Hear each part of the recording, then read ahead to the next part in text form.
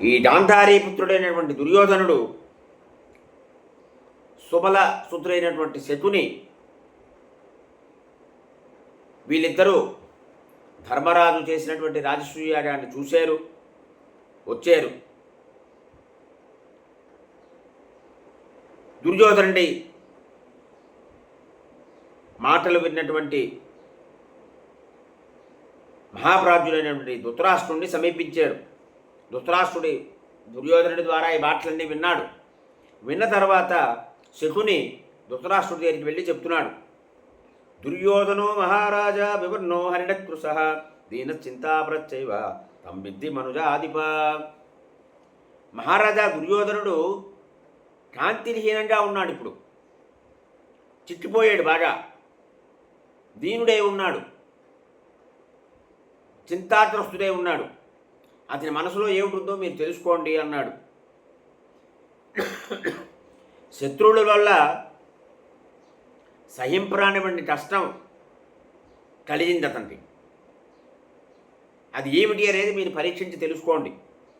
నీ పెద్ద కొడుకు మనసులో శోకం ఉన్నది, ఆ శోకానికి కారణం ఏమిటో మీరు గుర్తించండి అన్నాడు. అది విన్నటువంటి ధృతరాష్ట్రుడు, నాయనా దుర్యోధన, ఏమిటి నాయన అంత దుఃఖంగా ఉన్నావుట? నేను విన్నాను, దానికి కారణం ఏమిటి నాయన? నేను వినదగింది అయితే ఆ కారణం నాకు చెప్పు అన్నాడు. నువ్వు కాంతిహీనుడు అయిపోయేవని, పాలిపోయేవని, చిక్కిపోయేవని, ఎప్పుడూ చింతిస్తూ ఉంటున్నామని శకుని చెప్పాడు. నీకు శోకం కలగడానికి కారణం ఏమిటో నాకు కనిపించడం లేదు. ఎందువల్లంటే గొప్ప సంపదత్తాకుడైన అధీనంలో ఉన్నది. నీ తమ్ముళ్ళు, నీ స్నేహితులు వీళ్ళందరూ కూడా నీకు ఎప్పుడూ ప్రియం చేకూరుస్తూ ఉంటారు. అమూల్యమైనటువంటి వస్త్రాన్ని ధరిస్తున్నావు, శుచైనటువంటి అన్నాన్ని తింటున్నావు, ఉత్తమ జాతి గుర్రాలు ఎక్కి తిరుగుతున్నావు. ఇంకా ఈ రకంగా నువ్వు బాధపడడానికి కారణం ఏమిటయ్యా అన్నాడు. అమూల్యమైనటువంటి శయ్యలు ఉన్నాయి నీకు, మనసును రంజింపజేసేటువంటి వినోద సాధనాలన్నీ ఉన్నాయి నీకు, అన్ని ఋతువుల్లోని అనుకూలంగా ఉండేటువంటి భవనాలు ఉన్నాయి, కోరిన విధంగా సుఖాన్ని కలిగించేటువంటి క్రీడాస్థానాలు ఉన్నాయి. దేవతలకి ఏ రకంగా ఉంటాయో అదే రకంగా మాట మాత్రం చేత నీకు అన్ని ఏర్పాట్లు జరిగిపోతున్నాయి, ఏమీ సందేహం లేదు. ఇటువంటి దుర్దర్శుడు నువ్వు ఎందుకు శోకిస్తున్నావు అని అడిగాడు. అంటే మంచి ప్రశ్న అడిగాడు. అంటే శోకించడానికి ఏమీ కారణం లేదు, అయినప్పటికీ శోకిస్తున్నాడు. అంటే కేవలము ఈర్ష్య, అసూయ. పాండవులకు ఉన్నది అంత ఐశ్వర్యము, నాకే ఉండాలి ఐశ్వర్యం అంతా.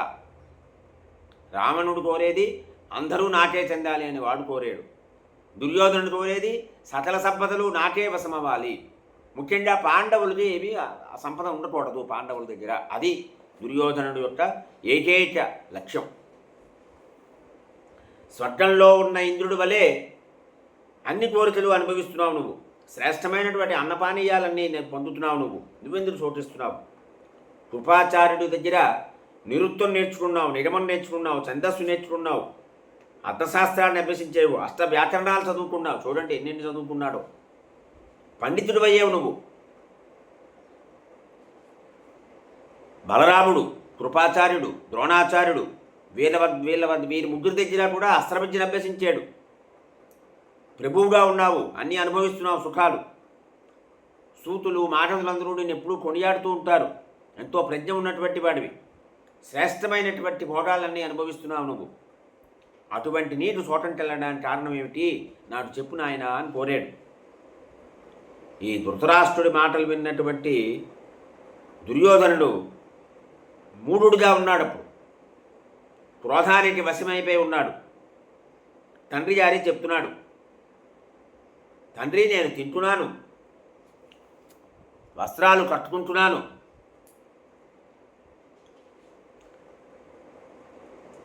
కానీ పిరికివాడు ఎలా చేస్తాడో అలా చేస్తున్నాను. నేను కాలంలో మార్పును కోరుకుంటూ తీవ్రమైనటువంటి ఈర్ష్యని నా మనసులో నేను దాచుకున్నాను. శత్రువుల్ని సహించలేనివాడు, వారిని పరాభవించి వారి వల్ల కలిగినటువంటి కష్టాల నుంచి ప్రజల్ని విడిపించగలవాడే ఉండాలి. అతడే పౌరుషవంతుడు అని చెప్తారు, అతడికే పౌరుషం ఉన్నది అని చెప్తారు. సంతుష్టి సంపదని, గర్వాన్ని కూడా హరిస్తుంది. ఇక దయ భయము ఈ రెండూ కూడా అటువంటివే. ఎవరికైతే సంతుష్టి ఉంటుందో, ఎవరికైతే దయా భయము ఉంటాయో అటువంటి వాడు ఉన్నత పదవిని పొందలేడు. అంటే ఉన్నదానితో సంతృష్టి పొందేడు అనుకోండి, వాడు ఉన్నత పదవిని పొందలేడు అని దుర్యోధనుడి యొక్క అభిప్రాయం. ఈ కుంతీపుత్రుడైనటువంటి యుధిష్ఠిరుడి దగ్గర ఉజ్వలమైనటువంటి సంపద ఉన్నది. అది చూసిన తర్వాత నాకు ఈ భోగాలేవి కూడా రుచించడం లేదు. ఈ శత్రువుల వృద్ధిని క్షీణత్వాన్ని తెలుసుకొని కనబడకపోయినప్పటికీ కూడా ఆ కౌంతేయుల యొక్క సంపద వృద్ధి పొందుతున్నది. అది చూస్తూ ఉండడం వల్ల నేను ఈ రకంగా చిక్కిపోయాను, రంగు కూడా మారిపోయింది, పాలిపోయి ఉన్నాను, దీనుడిగా ఉన్నాను అన్నాడు. యుధిష్ఠిరుడు తన గృహంలో నివసిస్తున్నాడు. అక్కడ 88,000 మంది స్నాతకుల్ని అతను రక్షించి పోషిస్తున్నాడు. వారికి ఒక్కొక్క స్నాతకుడికి కూడా, అంటే 88,000 మంది స్నాతకుల్లో ఒక్కొక్కడికి 30 మంది చొప్పున దాసీల్ని ఏర్పాటు చేశాడు వారికి సేవ చేయడానికి. ఇంకా 10,000 మంది బంగారు పాత్రలో నిత్యము ఉత్తమమైనటువంటి భోజనాన్ని భుజిస్తూ ఉంటారు ధర్మరాజు యొక్క భవనంలో. మంచి విలువైనటువంటి కంబళ్ళు అతడు కానుకగా వచ్చే కాంబోజరాజు నుంచి. 100 కొద్దీ ఆడయేనుగులు, 1000 కొద్దీ గోవులు, గుర్రాలు, 30,000 ఒంటెలు, 30,000 ఆడగుర్రాలు అని తిరుగుతూ ఉంటాయి. రాజలోకమంతా కూడా కానుకలు తెచ్చి సమర్పించింది.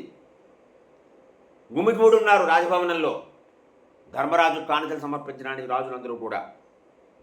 ఈ మహాయజ్ఞంలో రాజులు అనేక విధమైనటువంటి రత్నాలన్నీ కూడా కానుకగా ఇచ్చారు ధర్మరాజుకి. ఆ యుధిష్ఠిరుడి యొక్క యజ్ఞానికి వచ్చినటువంటి ధనమంతా కూడా నేను చూశాను. ధర్మరాజు యజ్ఞంలో అతనికి వచ్చినంత ధనము ఇంతకుముందు ఎప్పుడు నేను చూడలేదు, ఎప్పుడూ వినలేదు అంత ధనం గురించి అన్నాడు.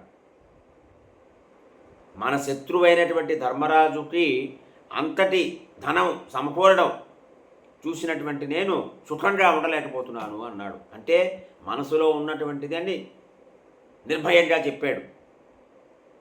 ఇక బ్రాహ్మణులు కానీ, పొలాలు పండించేటువంటి వారు కానీ, గోవులను రక్షించేటువంటి వారు కానీ 100 మంది గుంపులు గుంపులుగా అక్కడ 3 ఖర్వాల సంఖ్య ఉన్నటువంటి కానుకలను తెచ్చి ఆపివేసేసారు. వారిని లోపలికి వెళ్ళలేదు.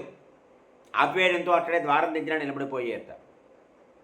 కర్మము అంటే ఏమిటి అంటే 1000 కోట్లు, 3 ఖర్వాలంటే 3,000 కోట్లు విలువ చేసేటువంటి కానుకలను తీసుకొచ్చారు అన్నాడు. బంగారుమైనటువంటి కమండలాలట. ఇంతింత ధనం తెచ్చినటువంటి వారికే ప్రవేశాలు లేవుట, ప్రవేశం ఇవ్వలేదుట. మరి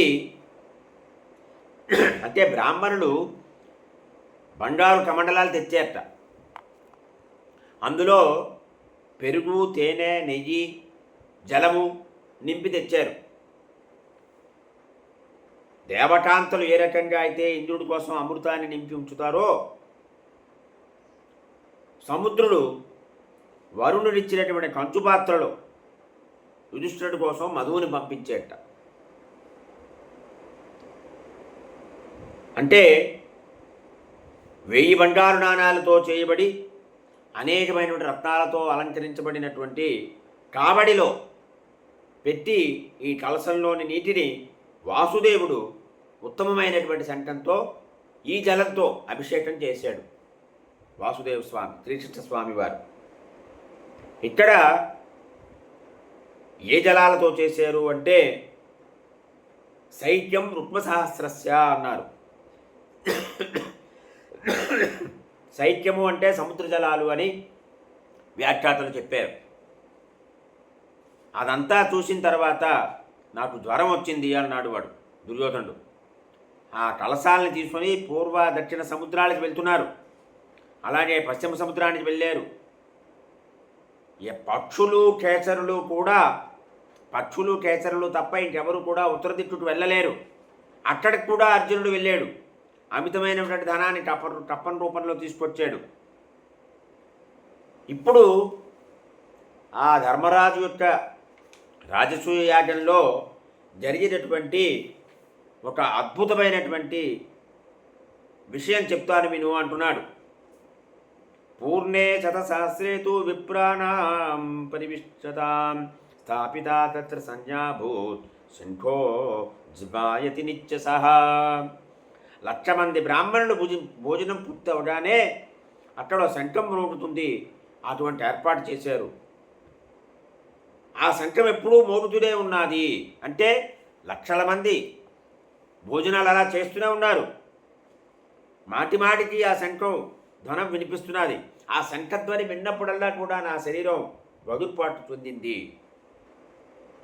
ఎంతోమంది రాజులందరూ రాజసూయాన్ని చూడడానికి వచ్చారు. వారితో ఆ సభాభవనం కిక్కిరిసిపోయింది.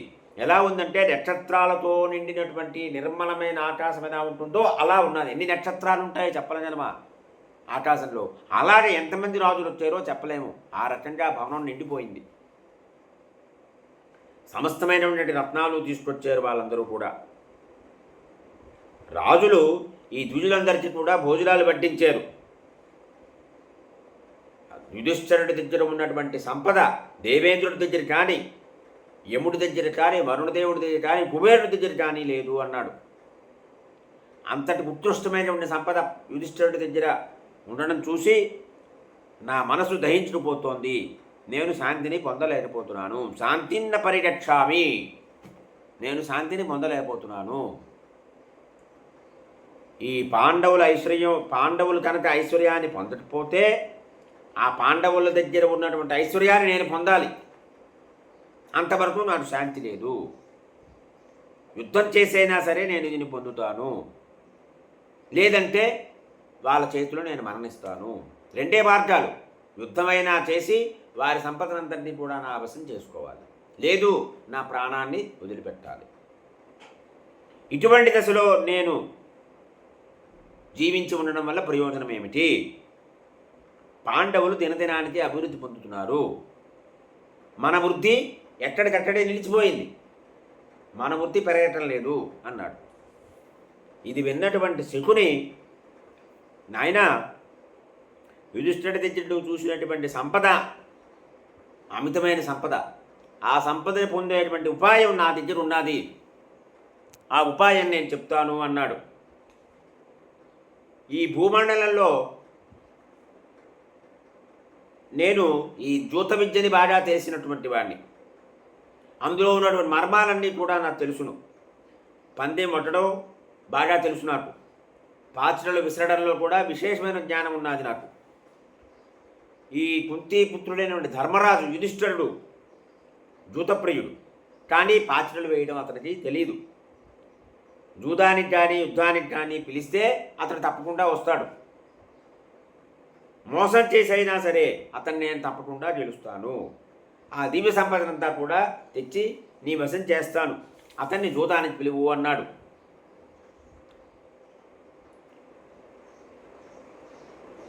ఎప్పుడైతే శకుని ఇలా అన్నాడో దుర్యోధనుడు వెంటనే అందుకున్నాడు.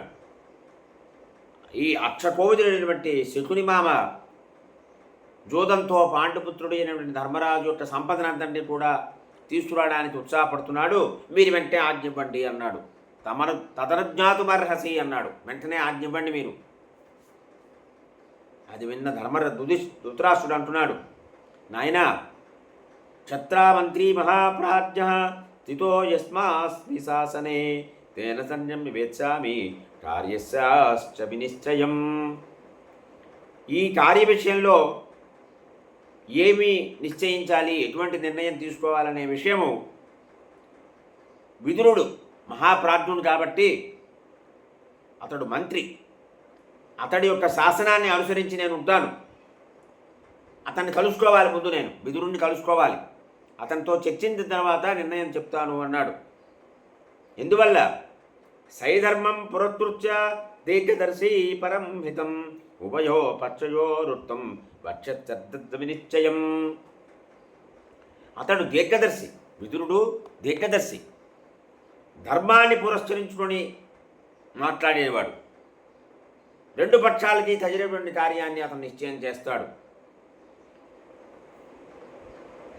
వెంటనే దుర్యోధనుడు అంటున్నాడు, విదురుడు కనుక నిన్ను కలుసుకుంటే నిన్ను ఈ పని చెయ్యనివ్వడు.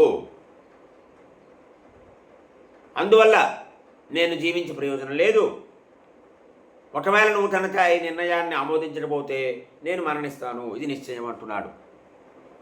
నేను చనిపోతే అప్పుడు నువ్వు సుఖంగా ఉండు విదురుడితోటి, ఈ భూమి అంతా కూడా నువ్వు అనుభవించు, నాతో నీకింటి పని ఏమిటి అని అడిగాడు. ఈ దుర్యోధనుడు ఒక పక్క ఆర్తితో మాట్లాడుతున్నాడు, ఇంకొక పక్క ప్రణయోక్తిని ప్రయోగిస్తున్నాడు. అది విన్నటువంటి ధృతరాష్ట్రుడు వెంటనే దుర్యోధనుడి యొక్క ఆలోచనకి అంగీకారం తెలిపాడు. వెంటనే సేవకులను పిలిచాడు.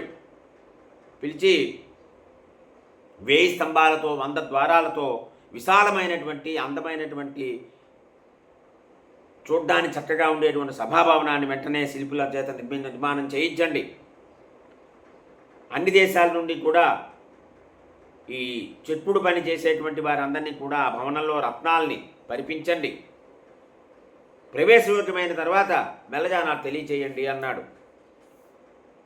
ఈ దుర్యోధనుడికి శాంతి కలిగించాలనే ఉద్దేశంతో ఈ రకంగా ధృతరాష్ట్రుడు నిర్ణయం చేశాడు. విదురుడి కోసం సేవకుడిని పంపించాడు. ఎందుకంటే అపృష్ట్వా విదురం స్వస్య నాసీ కచ్చిత్ వినిశ్చయ. ధృతరాష్ట్రుడు విదురుణ్ణి సంప్రదించకుండా స్వయంగా ఏ నిర్ణయము తీసుకోడు. జూతే దోషాంచ జానన్ సపుత్ర స్నేహాత కృష్యత. అయితే జూదం వల్ల కలిగేటువంటి దోషాలని తెలిసి కూడా, దోషాలు ఏమిటి జూతం వల్లనే తెలుసును ధృతరాష్ట్రుడికి, అయినప్పటికీ పుత్రమమకారానికి వశమైపోయాడు. బుద్ధిమంతుడైనటువంటి విదురుడు కలహానికి ద్వారమైనటువంటి వినాశాన్ని కలిగించేటువంటి జూదము జరగబోతోంది అనే వార్తని విన్నాడు. వెంటనే ధృతరాష్ట్రుడి దగ్గరికి పరిగెట్టుకుంటూ వచ్చాడు. సోదరుడు విదురుడు మహాత్ముడైనటువంటి పెద్దన్నైనటువంటి ధృతరాష్ట్రుడికి పాదాభివందనం చేశాడు. చేసి అడిగాడు, రాజా, మీరు తీసుకున్న నిర్ణయాన్ని నేను మెచ్చుకోలేకపోతున్నాను. జూతం వల్ల పుత్రుల మధ్య కలహం రాకుండా చేయండి అని కోరాడు. ధృతరాష్ట్రుడు, నాయనా, దేవతలు మనల్ని అనుగ్రహిస్తే నా పుత్రులకి పాండపుత్రుడికి ఎప్పుడూ కలహం రాదయ్యా, ఇందులో సందేహం లేదు. యజదేవా ప్రసాదం నః కరిష్యంతి న సంశయః. దేవతలు అనుగ్రహిస్తే నా పుత్రుడికి పాండపుత్రుడికి ఎప్పుడూ కలహం రాదయ్యా అన్నాడు. అశుభమైన శుభమైన హితమైన అహితమైన సురుద్యూతం జరిగి తీరుతుంది. ఇది కేవలము దైవం వల్ల మాత్రమే జరిగింది అన్నాడు. నేను, ద్రోణుడు, భీష్ముడు, నువ్వు మనందరం దగ్గర ఉంటాం కదా, కాబట్టి దైవభీతమైనటువంటి అన్యాయం ఎట్టడా జరగదు. వెంటనే వాయు సమానమైనటువంటి వేగం ఉన్నటువంటి గుర్రాల్ని పూంచుకొని ఆ రథం మీద కాండప్రస్థానికి వెళ్ళు, యుధిష్ఠిరుడిని తీసుకురా అని. విదురా, నా నిర్ణయం గురించి నువ్వు చెప్పకు, ఇది నేను నీకు చెప్తున్న విషయము. ఈ జూదాన్ని గట్టింపచేసి ఉన్నటువంటి దైవము బలీయమని అనుకుంటున్నాను అన్నాడు. ఇలా ఆదేశింపబడ్డాడు విదురుడు, బుద్ధిమంతుడైన విదురుడు. ఇది జరగకూడదు అని ఆలోచిస్తున్నాడు. చాలా దుఃఖంతో ఉన్నాడు. భీష్ముడి దగ్గరికి వెళ్ళాడు విదురుడు. స్వస్తి.